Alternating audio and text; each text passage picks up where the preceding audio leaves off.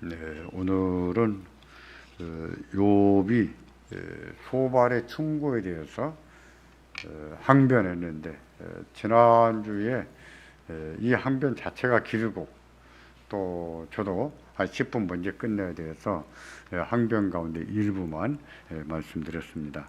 오늘은 그 나머지 부분이에요. 소발의 충고도 다른 두 친구 엘리바스나 빌닷의 충고와 다르지가 않아요. 다르지 않습니다. 욥에게 너가 죄 때문에 당했지, 그러므로 이제라도 회개하라 하는 말의 반복이에요. 특히 소발은 다른 친구들이 하지 않았던 말을 하나 더 하는데, 너가 받은 재앙이 너가 지은 죄에 비하면 아무것도 아니다. 너의 죄를 생각하면 이보다도 더 재앙을 당했어야 됐다 라는 식으로 말합니다. 그 말은 굉장히 지독한 말입니다. 알고 보면 굉장히 지독한 말인데, 욥이 그런 말을 듣고 있다가 항변을 시작한 겁니다. 그 항변에서 첫 번째 한 말은 나도 그 정도는 안다. 근데 나만 아는 것이 아니라 이 세상 모든 미물도 그 정도는 안다.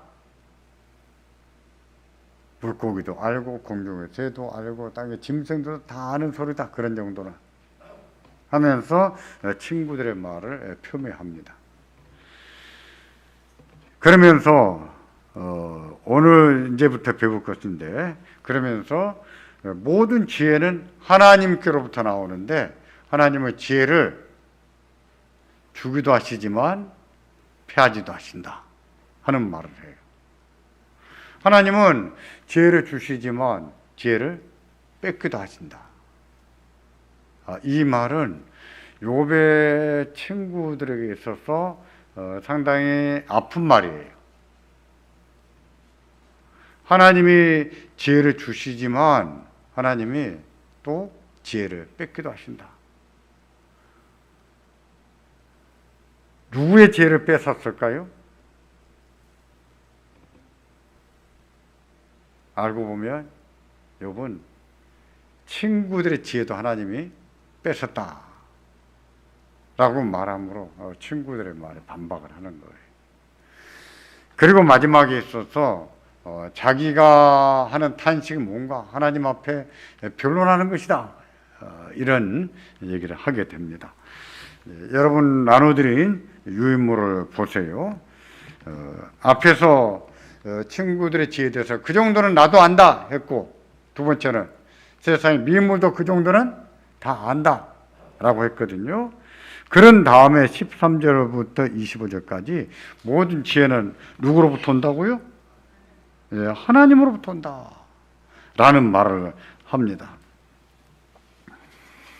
그 말이 맞습니까? 틀립니까? 그러면 모든 지혜는 하나님으로부터 온다는 것은 뭐예요?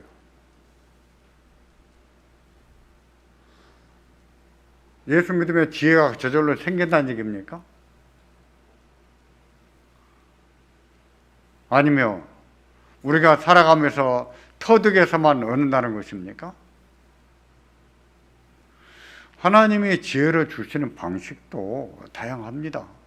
어려서 부모 밑에서 자라면서 지혜를 배우게 하시고, 그러기에 잠언 같은 지혜도 부모가 자녀들을 가르치는 형식으로 말씀하고 있잖아요. 또 자라가면서 터득도 하고, 그런가 하면 또 하나님께서 주권적으로 어떤 것을 알게도 하시고, 하나님은 여러 방식으로 우리에게 지혜를 주십니다. 생물들도 마찬가지예요. 땅의 미물들도 지혜가 있어요. 근데 저런 미물들에게도 지혜를 누가 주시는가? 누가 주실까요? 하나님이 주세요. 이제 보겠습니다. 그런 사실을 말하고 있는데 10절 보십시오. 10절 같이 보겠습니다. 생물들의 혼과 인생들의 영이 다 그의 손에 있느니라 하고 11절에 입이 식물의 맛을 분별함 같이 귀가 말을 분별하지 아니하느냐. 그렇죠? 입이 음식의 맛을 구분하잖아요. 뭐 짜다, 달다, 맛있다, 안 맛있다, 뭐 상했다, 안 상했다. 음식 맛을 입이 다 구분하잖아요. 자, 그러는 것처럼 귀가 뭐를 구별해요? 말을. 여기서 말하는 말은 뭘까요? 지혜를 말하는 거예요. 지혜의 말입니다. 그게 지혜로운 말인지 아닌지 귀가 다 구별한다.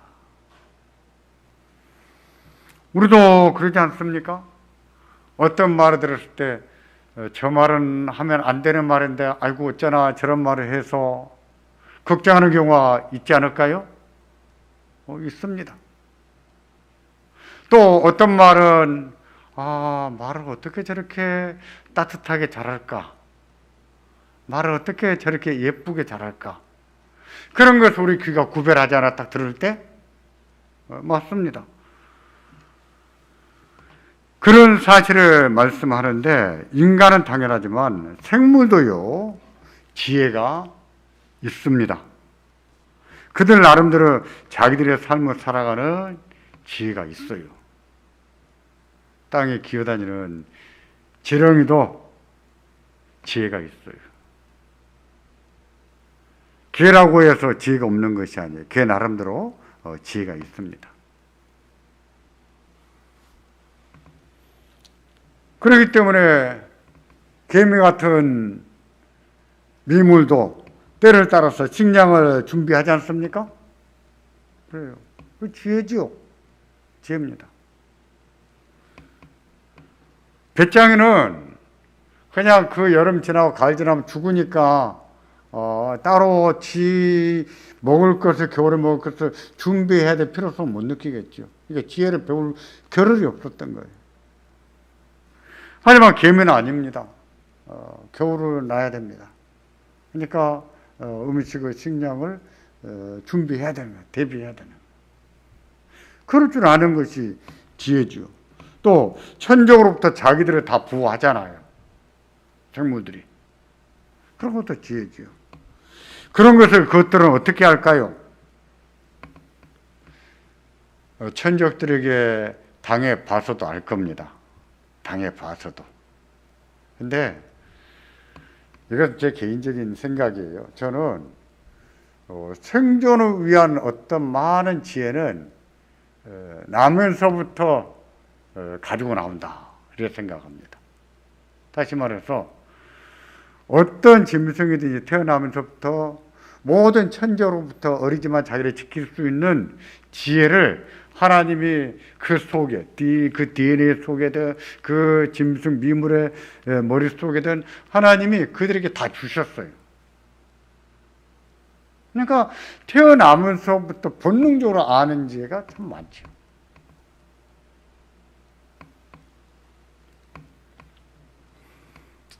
그걸 누가 만드셨습니까? 하나님 만드셨어요. 그렇다면 그 지혜를 누가 주셨겠어요? 하나님이 주셨죠. 세상의 모든 미물도 다 하나님이 지혜를 주셔서 땅에서 살아남는 법을 다 배우게 알게 하신다고요. 그래서 12장 13절부터 25절까지는 모든 지혜와 권능은 하나님께 있다 하는 것을 반복해서 말해요. 13절부터 25절까지는. 13절 한번 보시겠습니까? 지혜와 권능이 하나님께 있고 모략과 명초도 그에게 속하였나니 14절에 그가 허르신즉 다시 세울 수 없고 사람을 가두신즉 놓이지 못하느니라. 지혜와 권능이 하나님께 있고 모략과 명초도 그에게 속했다. 그런데 그가 허르신즉 다시 세울 수가 없다 이랬어요. 그러면 여기서 허르시는 것은 뭘까요? 허르시는 것. 지혜입니다. 지혜. 하나님이 지혜를 주시지만 지혜를 빼앗기도 하신다. 마치 물을 그치기도 하시고 또 물이 넘치기도 하시는 것처럼 하나님은 지혜를 주기도 하시지만 지혜를 뺏기도 하세요.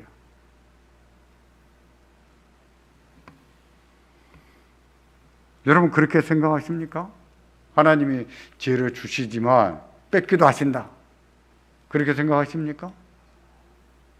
그런 거예요. 그렇습니다. 생각해 보십시오. 우리가 한 번 얻은 지식은 영원히 써먹습니까?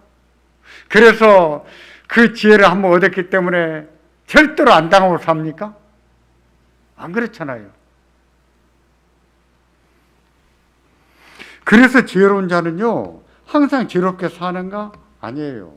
지혜로운 자인데도 어리석은 짓을 할 때가 있어요. 저 사람이 그럴 사람이 아닌데 왜 저런 말 했을까? 저 사람은 그럴 사람 아닌데 왜 당했을까? 그런 경우들이 있잖아요. 지혜로운 자는요, 어리석은 자와 다르지만 지혜로운 자라고 해서 어리석은 짓을 전혀 안 하고 살지는 않습니다. 이것은 전도사가 다 말한 거예요. 지혜로운 자라고 평가받는, 공인받는 사람들을 보세요. 그런 사람들이 어리석은 짓을 할 때도 있어요.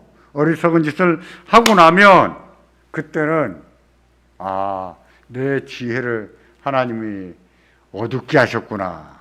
하나님이 가르쳤구나. 하나님이 빼앗으셨구나. 이렇게 생각해야 되는 거예요.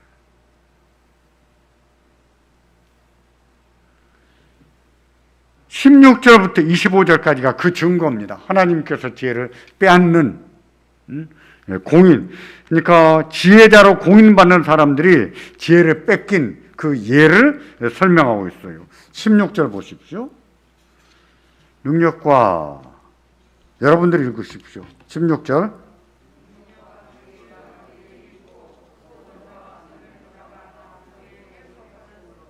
예. 사람이 속기도 하고 또 속이기도 하고 삽니다. 여러분은 어떠십니까? 잘 속는 편이세요? 잘 안 속는 편이세요?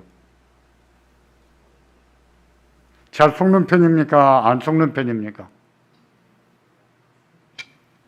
여러분은 안 속으려고 애를 쓰고 사십니까? 속으면 속고 그러고 사십니까? 안 속으려고 애를 쓰고 살죠. 예.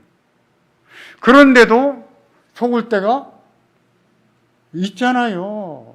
있어요. 그 얘기입니다.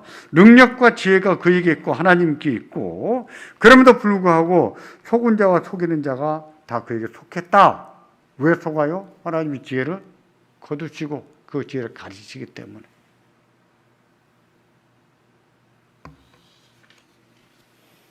그 다음 17절 보겠습니다. 다 같이요.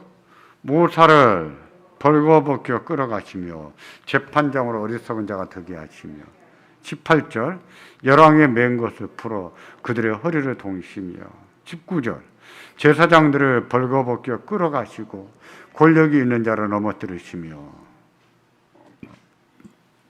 속은 자와 속이는 자가 다 그에게 속했다고 했는데 속고 속임은 지혜 사용을 의미하는 말입니다. 모든 지혜는 하나님께서 나온다는 뜻이지요. 근데 여기 나오는 인물들 보세요. 모사와 재판장, 열왕, 그리고 제사장, 또 권력이 있는 사람. 이런 사람의 공통점은 무엇입니까? 그 시대로서는요, 많이 배운 사람들이에요. 요즘 말로 하자면은 최고의 학부에서 공부를 한 사람들이에요. 그런 사람들은 지혜가 있다고 하는 사람들이에요. 모사가 무엇입니까? 그야말로 지혜꾼이죠. 지혜꾼, 지혜 전문가예요. 남을 속이는 일에 전문가입니다. 성경에서 모사라고 하는 말이 우리가 쓸 때는 부정적으로 쓰지만 성경은 꼭 부정적으로 쓰질 않아요. 긍정적인 의미도 써요. 예수님도 모사 있습니까? 안 있습니까? 모사예요. 그것은 그런 지혜가 있음을 의미하는 거거든요. 모사와 제사장에게 지혜가 없다 이렇게 말할 수 있겠어요? 그 다음에 왕과 제사장 누가 그들에게 지혜가 없다 그러겠어요? 여기에 나오는 사람들 이들은요 하나같이 지혜와 깊이 관련돼 있는 직분자들이에요. 그렇다고 해서 그들이 안 당하고 사는가? 벌거벗겨진 일이 없는가? 어리석은 짓을 할 데가 없는가? 아니죠. 이거 언급했잖아요. 하나님이 제사장들을 벌거벗겨 끌어가게 하시고 그랬잖아요. 어리석은 자가 되게 하신다 했습니다. 그런 일이 있어요. 만일에 그들이 그런 일을 당했다면은 그것을 가지고 뭐라고 말할 수 있다고요? 하나님이 지혜를 거두셨다 이렇게 말합니다. 12장 20절부터 25절까지도 같은 의미로 그 이해를 제시합니다. 그 중에서 24절은 하나님께서 총명을 빼앗으신다는 사실을 명백하게 말합니다. 다 같이 봅니다. 만민의 두목들의 총명을 빼앗으시고 그들의 길없는 거친들로 유리하게 하시며 만민의 두목들에게서 뭐를 빼앗아요? 총명을 빼앗으시고 또요 길이 없는 거친들로 유리하게 하신다 이랬습니다. 보세요. 만민의 두목들의 총명을 빼앗는다고 하지 않았습니까? 그 결과가 뭐예요? 그런 자들도 길없는 유리하는 자가 되게 하셨다. 대통령직에서 물러난 다음에 감옥에 가 있는 나라, 세계에서 대표적인 나라가 대한민국. 우리는 참 부끄럽습니다. 부끄럽지요? 저는 창피해요. 도대체 대통령들이 뭐하고 뭔 짓을 해먹고 살아가지고 퇴임한 뒤에 감옥까지 갈 겁니까? 근데 다른 한편 외국에서는 굉장히 부러워한답니다. 대통령도 잘못하면 잡아 넣을 수 있는 나라, 대한민국. 또 그걸 또 그렇게 생각하더라고요. 그럴 수 있어요. 왜 그랬는지 모르겠어요. 대통령직이나 했으면 감옥 갈지를 뭐하러 합니까? 근데 하잖아요. 지금 그 얘기하는 거 아닙니까? 만민의 두목들의 총명을 빼앗으시고 그들을 길이 없는 거친들로 유리하게 하신다 그러지 않았습니까? 그러면 그것은 누가 그렇게 하실까요? 하나님이 하시는 거예요. 하나님.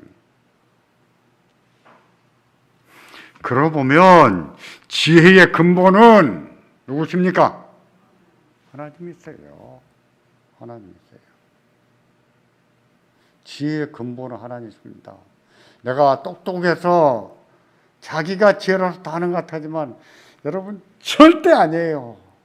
절대 그렇지 않아요.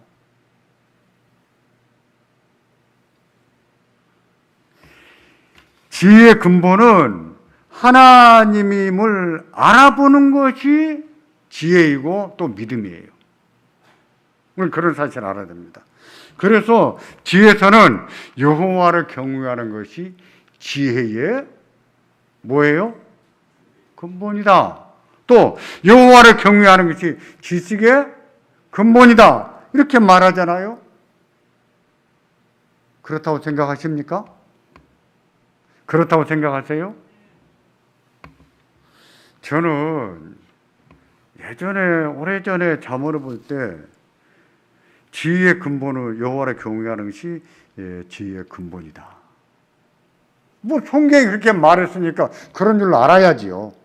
그런 줄로 알고 살았습니다. 근데 왜 여호와를 경외하는 것이 지혜의 근본이라고 말하는가? 도대체 잠언, 전도서는 어떤 의미에서 여호와를 경외하는 것이 지혜의 근본이라고 말하는가? 이게 의문이었어요.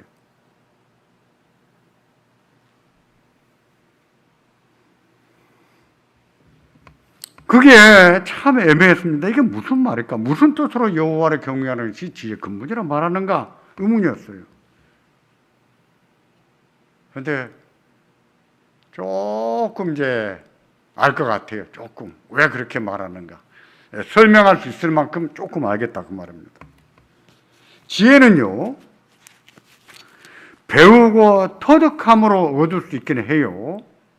그러나 얻었다고 해서 지혜자로 다 살까요? 그렇습니까?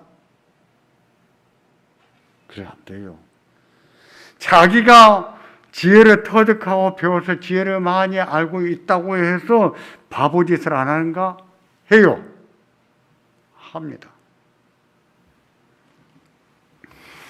하나님께서 지혜자로 살도록 그 주신 지혜, 그 터득하고 배운 지혜, 그 지혜가 빛이 나게 하지 아니하시고 그것이 작동하지 않게 하시면 무용지물이에요.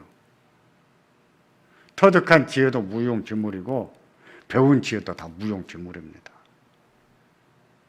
배워도 그 지혜를 제대로 작동해 제대로 써먹고 정말 지혜로자로 살기 위해서는 하나님이 주시는 뭐가 있어야 됩니까? 은혜가 있어야 되는. 그러니까 전도서 보세요. 지혜의 중요성을 얼마나 강조합니까?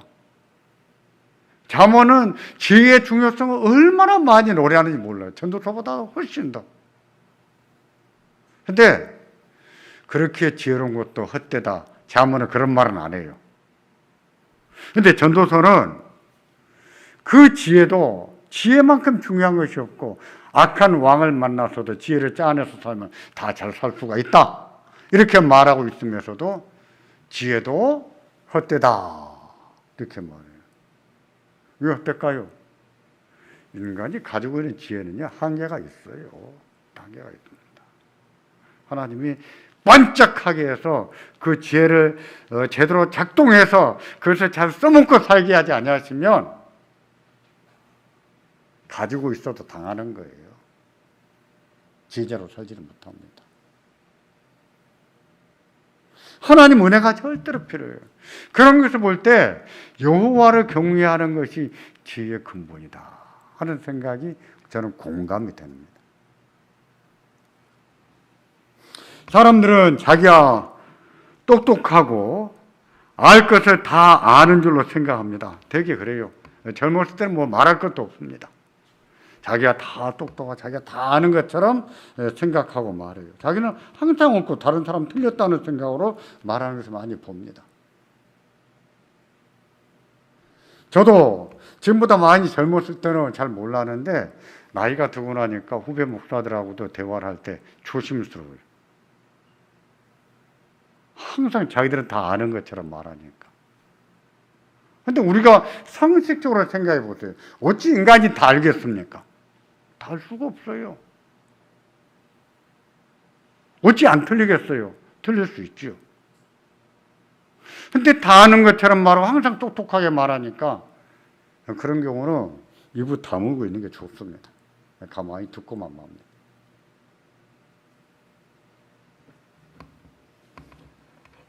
만일에 말입니다. 자기가 다 아는 것처럼 자기가 제일 똑똑한 것처럼 생각한다면 그러는 자체가 어리석다는 증거예요. 아직도 멀었다는 증거입니다.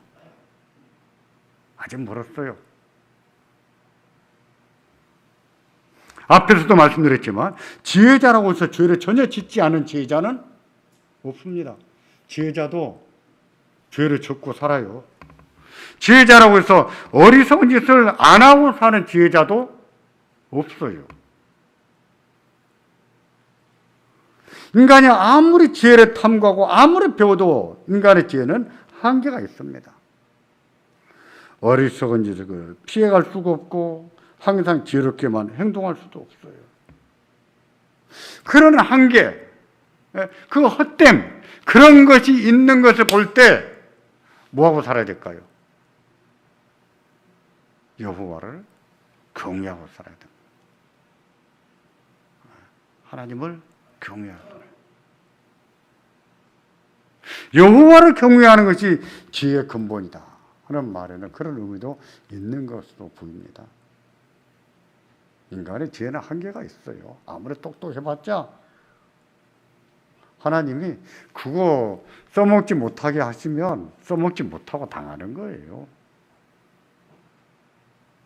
하나님의 은혜가 있어야 되고 또 믿음이 있어야 지혜자로 살 수 있어요. 어떤 지혜는 하나님을 믿지 않아도 지혜롭게 지혜자로 살게 해요. 어떤 지혜는. 근데 많은 지혜는 믿음이 없이는 써먹을 수가 없어요. 하나님을 믿는 믿음이 있어야 써먹을 수가 있어요. 믿음이 있어야 지혜가 나옵니다.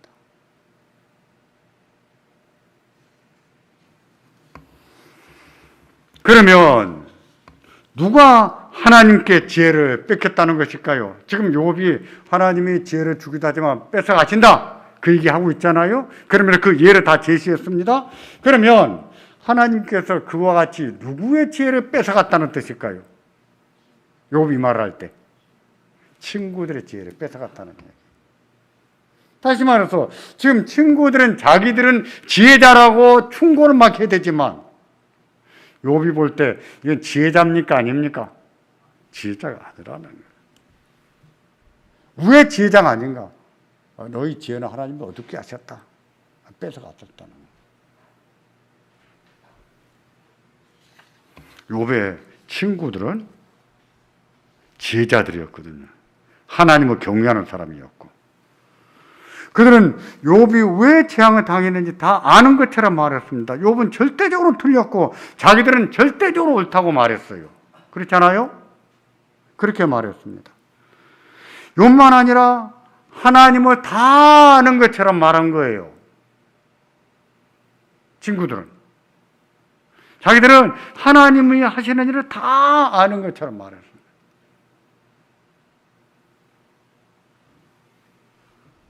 그래서 욥의 재앙에 대해서 오로지 한 가지 보응의 원리로 판단하고 보응의 원리로 정지한 겁니다.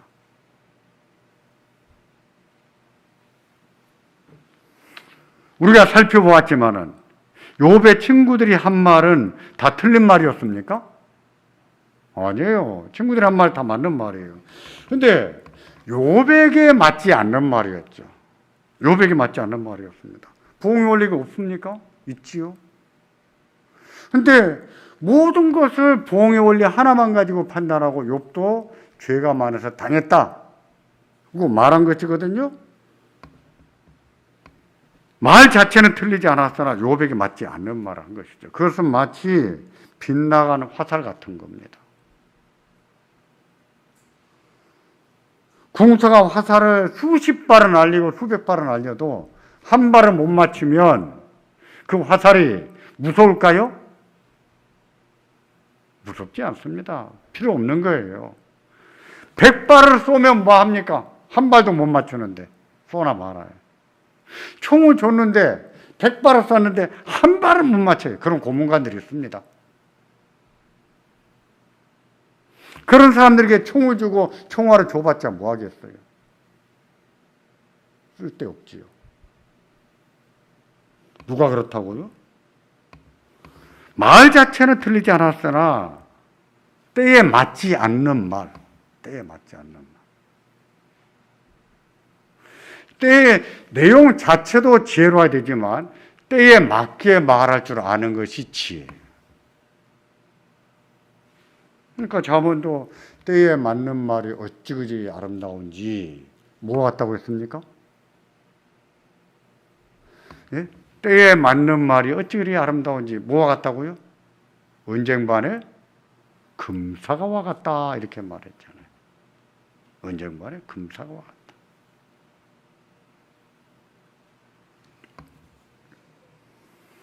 우리는 비판하거나 충고하거나 조언할 때 거룩한 것을 개에게 주는 잘못을 범할 수 있습니다. 욥의 친구들이 잘못된 충고를 했는데 우리도 잘못된 충고, 다시 말해서 듣는 사람은 받아들이지를 않는데 거기다 대고 충고할 수 있다는 거예요. 진주를 돼지 목에 걸어주는 일을 범할 수 있는데 조심을 해야 되는 부분입니다. 우리가 주는 말이 거룩한 것이고 진주와 같이 값진 것일지라도 때에 맞지 않으면 그거는 잘못된 것이라 이 말입니다. 어리석은 것이다. 욥의 친구들이 범한 잘못이 그와 같습니다. 욥은 그것을 가리켜서 하나님이 지혜를 어떻게 하셨다? 빼앗아 가셨다. 이렇게 표현한 거예요.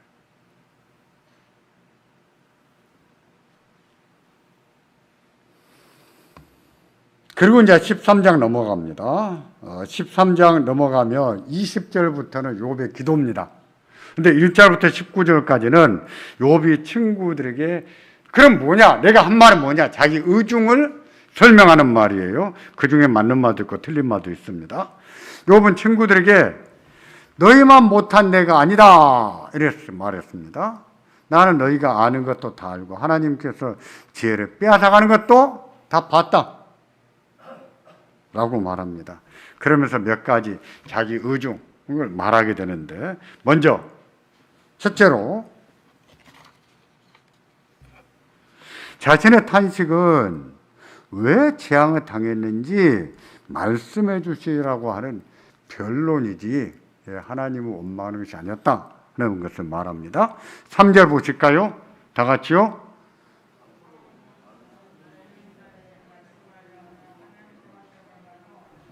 예, 나는 전능자에게 말씀하려고 하는 것이고 하나님과 변론하려고 하는 것이다. 욥이 탄식할 때 차라리 태어나지 않았더라면 이제라도 좀 죽게 내버려 두시지 죽지도 못하게 하시나 이렇게 말하지 않았습니까? 우리가 다 살펴봤지만 그 말이 진짜 죽고 싶다는 뜻이었습니까? 아니죠. 너무 힘들다는 말이었어요. 너무 힘들어요. 하나님 너무 힘들어요. 여러분은 그렇게 기도해 본 적 없으십니까? 하나님 저와 너무 힘듭니다. 제가 얼마나 힘든지 모르세요. 그렇게 안 해보셨습니까? 그 말은 살려주시라는 뜻이었어요. 우리 다 살펴보고 넘어왔잖아요. 하나님 이대로 내버려 두시면 저는 침 꼴깍 삼키고 죽게 생겼습니다. 이렇게도 말했잖아요. 죽은 자가 어떻게 감사하고 어떻게 찬양하겠습니까? 이렇게도 말했잖아요. 죽여주시라는 겁니까? 살려주시라는 겁니까? 살려주시라는 겁니다.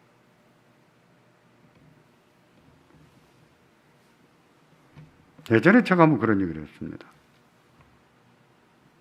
시집간 딸이 너무 힘들게 사는 겁니다. 그런 일이 없기를 바랍니다만 그런 경우도 있어요. 너무너무 힘든 남편 만들어서 너무 힘들게 사는 딸들도 있습니다. 너무 힘들어서 엄마를 찾아와가지고 엄마를 붙들고 막 울 수가 있죠. 엄마 왜 나를 낳았어? 왜 나 시집가게 내버려둬서 말리지? 그렇게 웁니다. 그러면 엄마는 뭐라고 합니까? 뭐라고 하죠? 그래, 죽자! 니하고 나하고 죽자! 이러십니까? 그런 엄마는 엄마도 아니죠. 엄마가 따둑거리면서 그래, 울어라, 울어라, 울어라 이러잖아요. 근데 그런 경우는 정답을 말하면 안 됩니다. 네가 뭐가 틀렸고 이렇게 하면 더 잘 될 거다. 사람들이 무슨 말 할 때 정답을 몰라서 하는 것은 아니에요. 많은 경우는 자기가 뭘 해야 될지 정답도 알아요. 이제 힘들다고 하소연 하는 것이. 그럴 때는 딱 들어주는 게 좋은 것 같다.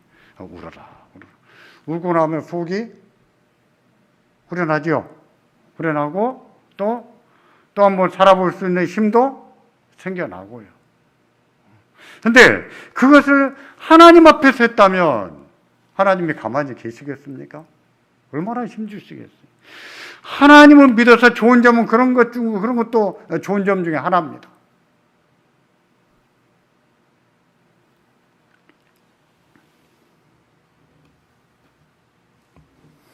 이제 욥이 자기의 의중을 말하는데 첫째는 자신의 탄식을 왜 재앙을 당했는지 말씀해 주시라는 변론이었다고 말합니다. 그러고 보면 욥의 탄식은 하나님을 향한 원망, 다시 말해서 하나님께 책임을 돌리는 것이 아니었죠. 다만 왜 의롭게 살아도 재앙을 당해야 되는지 그 이유를 말씀해 주시라는 거예요.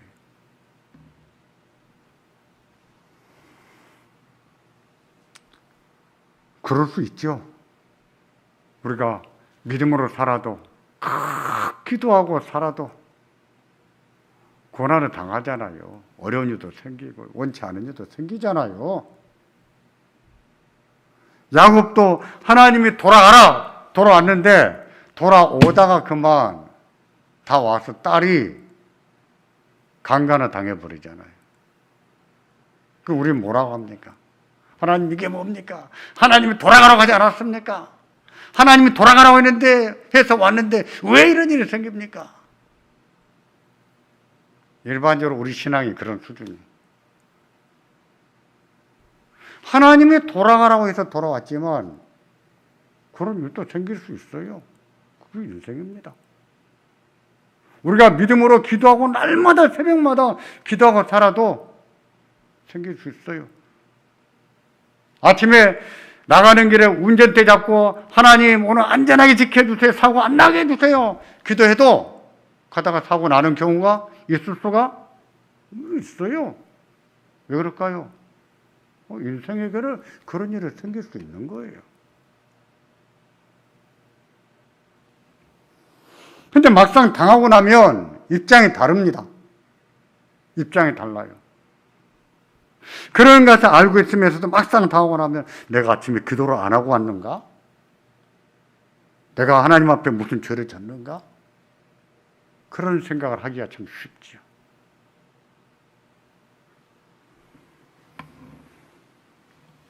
왜 정직하게 살아도 재앙을 당하는가?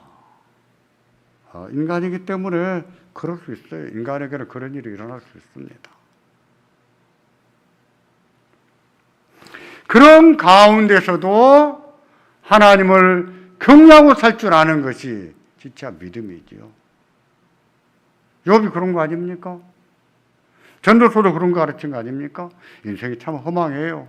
허무하지만 그럼에도 불구하고 기쁘게 살고 하나님을 경외하고 살아야 된다. 얘기하자면, 바꾸고 말하자면 인생이 험하기 때문에 더 하나님을 경외해야 된다는 거예요. 어차피 허망한데 뭐 믿고 살 필요 뭐가 있습니까? 그럼 너는 허망하게 살아. 근데 성경은 그렇게 말하지 않아요. 허망하니까 더 하나님을 경외해야 된다. 이게 답니다. 두 번째입니다. 두 번째는 친구들이 너희 친구는 다 틀렸다고 말합니다. 12장이 아니라 13장이에요. 13장. 여러분 나눠드린 거 고쳤는데 제 거 못 고쳤습니다. 13장 4절에 너희는 거짓말을 지어내는 자여 다 쓸데없는 의원이라. 뭐가 거짓말이란 뜻입니까? 친구들의 충고. 그것을 뭐에다가 비유했냐면 쓸데없는 의원이다. 왜 의원에 비유했을까요? 친구들이 욥이 틀렸다며 욥을 고쳐놓으려고 했거든요. 그런데 처방이 잘못됐습니다. 그래서 쓸데없는 의원이라고 한 겁니다. 그럼에도 의원처럼 처방하는 것은 하나님을 위해서 죄를 짓는 것이다. 이런 표현을 써요. 하나님을 위해서 죄를 짓는다. 하나님을 위해서 죄를 지면 그게 영광이 될까요? 로마서도 말하잖아요. 죄 많은 곳에 은혜가 많다고 해서 너희가 죄 가운데 거하겠느냐? 그랬죠? 예. 그럴 수 있다고 했습니까? 없다고 했습니까? 없다고 했어요. 하나님을 위해서 죄를 짓는 거, 그건 하나님께 영광이 되나요? 안 되나요? 안 돼요. 보실까요? 13장 7절입니다. 너희가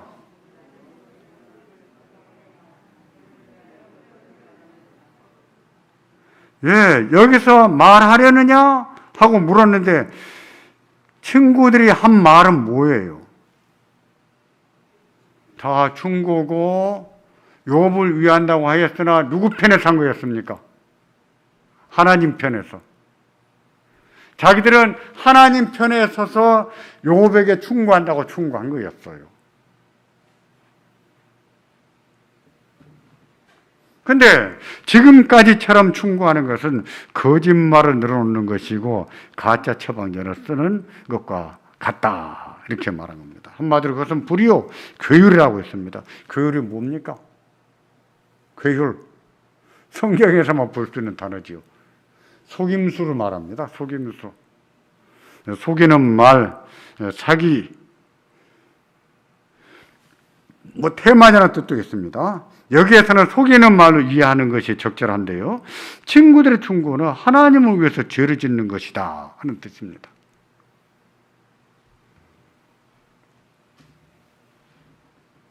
로마서를 인용해서 말씀드렸지만 죄 많은 곳에 은혜가 많다. 그렇다고 죄 가운데 가겠느냐? 그럴 수 있어요? 없어요? 없어요. 그 말은 무엇입니까? 죄를 지어서 하나님 앞에 영광을 돌린다고?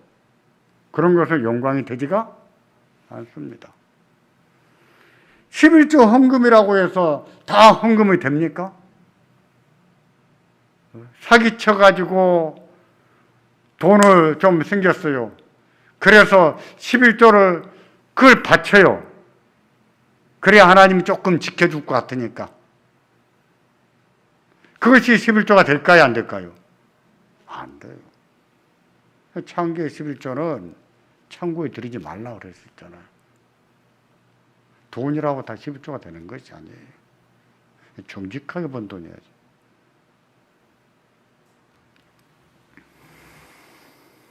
그렇게 잘못된 충고를 하는 것은 욥을 속이는 것뿐만 아니라 그것은 또 하나님을 속이는 것이다 라고도 말합니다. 13장 9절 보세요.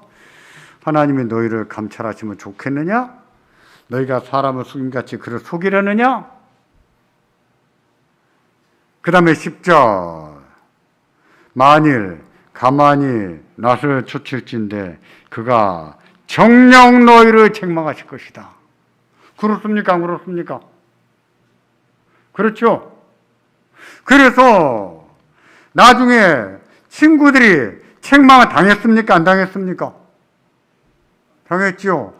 하나님께서 욥과 욥의 친구들 놓고 욥의 친구들에게 뭐라고 하셨어요? 너희 말이 내 종 욥의 말과 같이 틀렸다 이러셨잖아요. 그것이 한 방으로 정리된 거예요.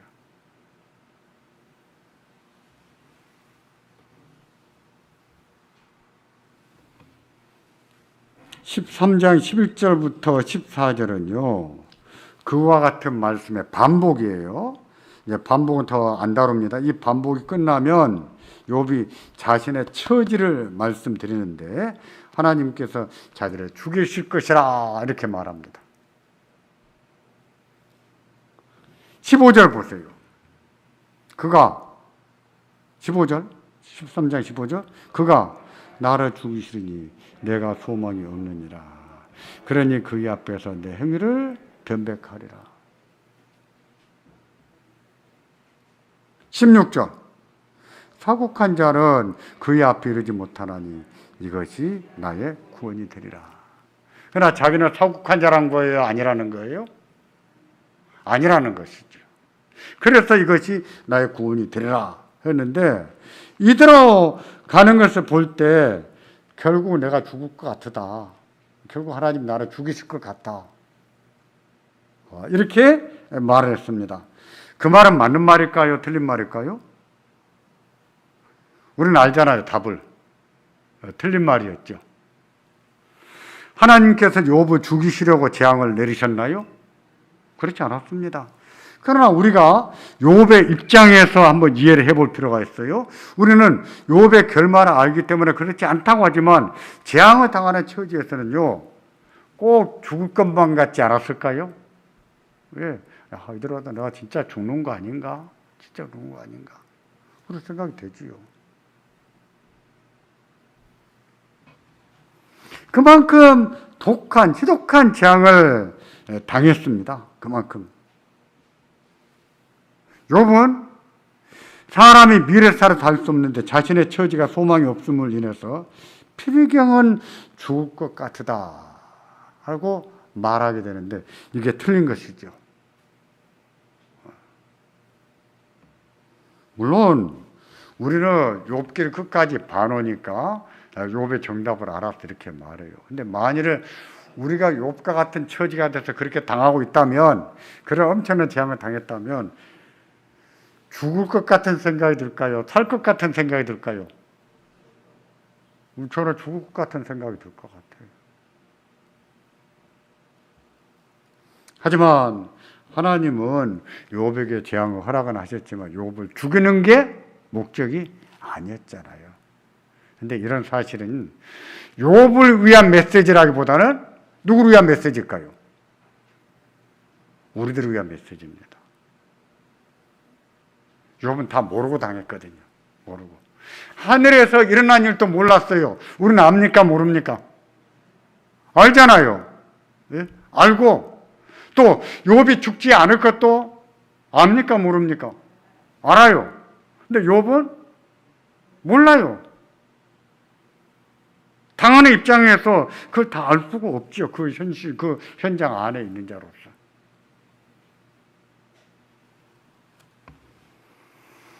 그만큼 욥이 절망적인 처지에서 희망을 잃고 있었다 하는 것을 우리가 엿볼 수가 있겠는데, 또 한 가지 욥이 잘못한 것은요, 자기를 스스로 의롭게 여겼다는 사실입니다. 근데 여기에서 이렇게 한 번에 끝난 것이 아니라 31장 가면은 자기의 의로움을 나열해요. 13장 18절 보세요. 보라, 내가 내 사정을 진술하였거니와 내가 스스로 의로운 줄 아노라, 이렇게 말했습니다. 욥은 자신이 까닭없이 재앙을 당했고 분명히 친구들의 죽은 것처럼 죄 때문에 당하지 않았다는 것을 분명히 알고 있었어요.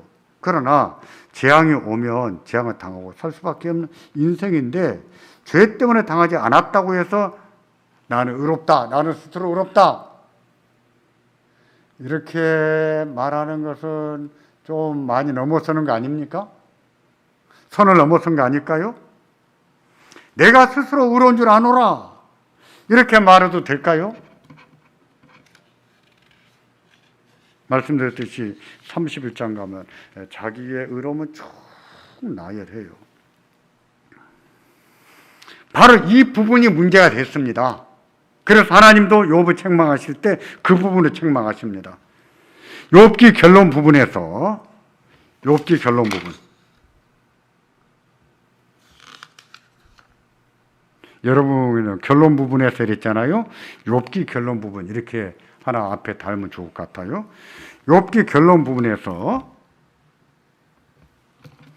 하나님께서 욥에게 답하실 때 책망하신 것 중 하나가 무엇이었습니까? 자기를 의롭다고 함으로 하나님을 불의하다고 한 점.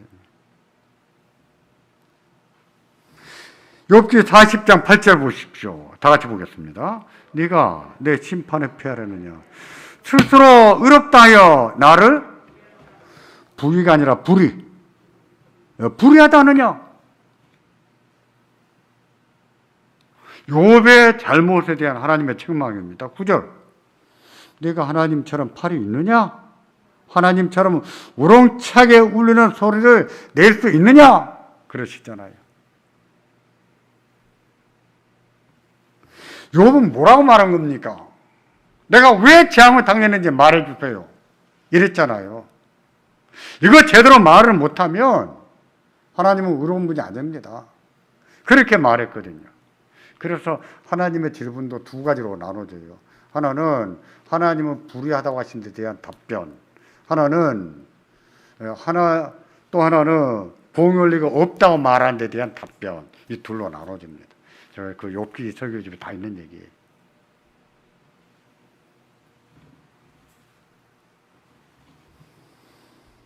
하나님께서 이렇게 말씀하셨다 하여 욥이 죄 때문에 재앙을 당했다고 한 것은 아닙니다. 다만 욥이 죄가 없는데 하나님께서 까닭없이 재앙을 주신 것은 하나님이 틀렸다고 말한 것에 대한 책망이에요. 나는 의롭고 하나님 불의하십니다. 이렇게 말한 것에 대한 책망이에요. 8절에 이렇게 말했잖아요. 네가 내 심판을 피하려느냐? 스스로 의롭다 하여 나를 불의하다느냐? 이러셨잖아요.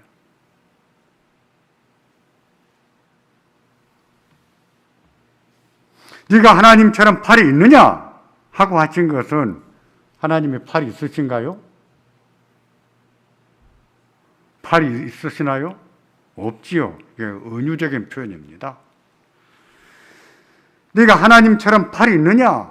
하나님의 전능하심을 나타내는 거지요. 하신 것은 욥이 죄 때문에 재앙을 당한 것이 아니지만 그렇다고 네가 하나님이냐라고 묻는 말입니다. 네가 하나님이냐? 네가 의롭다고 하나님이나 되는 줄로 아느냐? 이렇게 묻는 거예요.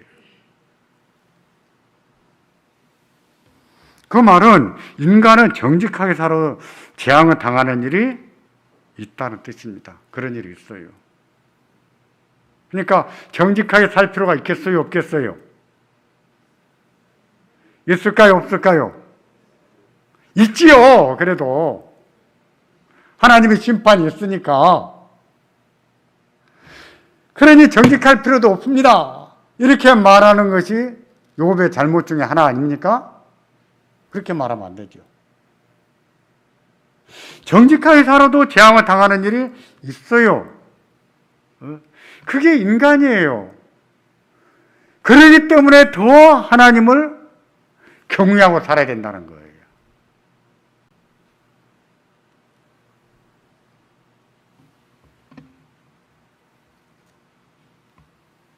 전도서도 그렇게 가르칩니다.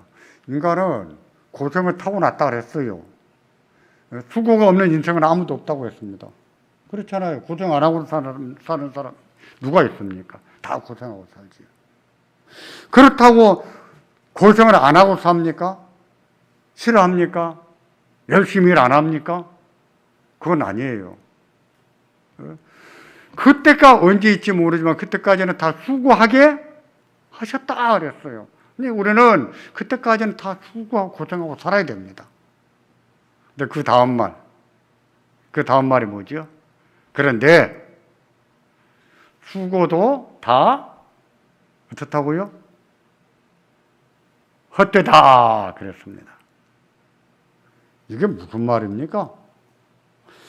만사가 때가 있다. 그때까지는 하나님이 다 수고하며 살게 하셨다. 그러므로 그때까지는 고생도 하고 살아야 된다 해놓고, 그런데 수고도 다 헛되다 이렇게 말했어요. 무슨 뜻일까요?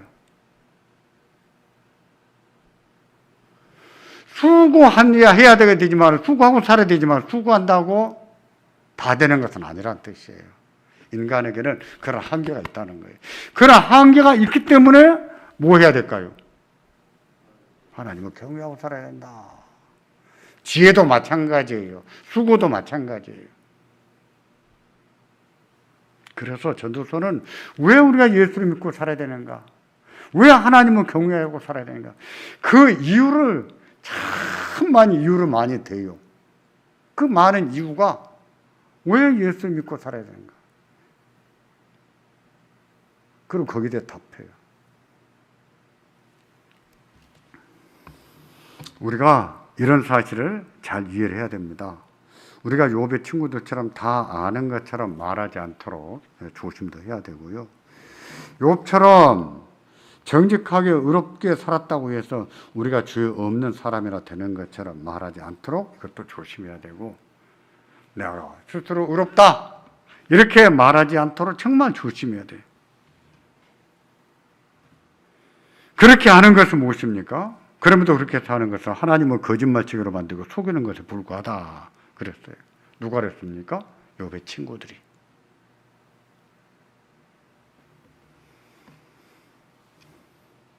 하나님은 하나님이세요.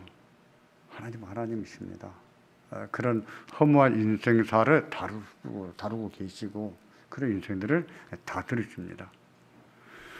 이 허무한 인생에게 하나님이 있다는 사실이 얼마나 다행입니까? 그렇지 않으세요? 저 이건 진짜 다행이다 생각해요. 하나님이 없었으면 허망은 다 끝나버렸을 거예요, 우리는. 근데 하나님이 계셨기 때문에 인생의 허무해도 괜찮아요. 하나님이 계시니까. 살아볼 수 있고, 살 수 있고, 소망이 있어요. 영원한 소망이 있어요.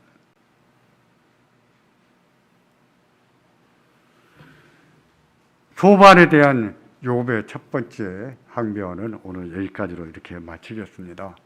우리의 삶 가운데 늘 하나님이 함께 하시고 또 하나님 은혜가 있는 것을 알고 우리는 이런 삶을 살 수밖에 없지만 하나님의 은혜 가운데 우리의 삶을 잘 살아내고 이를 통해서 우리 하나님을 영화롭게 하고 하나님의 뜻을 이루어 사는 우리가 되기를 주의 이름으로 축원합니다. 기도하겠습니다.